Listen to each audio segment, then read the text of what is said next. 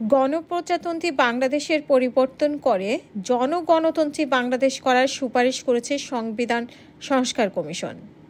আর প্রজাতন্ত্রের পরিবর্তে নাগরিকতন্ত্র করারও প্রস্তাব করছে কমিশন।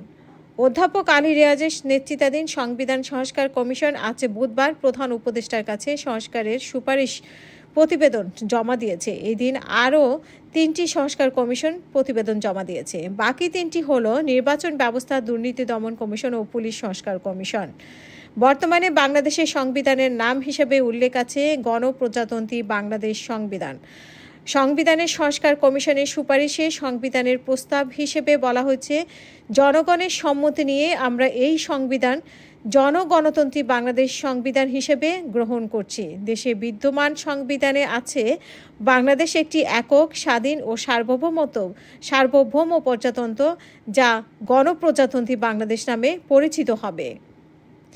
কমিশনের সুপারিশ করেছে সংবিধানের প্রযোজ্য সব ক্ষেত্রে প্রজাতন্ত্র এবং গণপ্রজাতন্ত্রী বাংলাদেশ শব্দের পরিবর্তে নাগরিকতন্ত্র এবং গণতন্ত্রী বাংলাদেশ শব্দ ব্যবহৃত হবে। তবে ইংরেজি সংস্করণে রিপাবলিক ও পিপলস রিপাবলিক অব বাংলাদেশ শব্দগুলো থাকছে। এছাড়া নাগরিকত্ব হিসাবে বাঙালি বাদ দিয়ে বাংলাদেশি করার সুপারিশ করেছে সংবিধান সংস্কার কমিশন। কমিশন বাংলাদেশের জনগণের জাতি হিসেবে বাঙালি এই বিধান বিলুপ্ত করার সুপারিশ করেছে।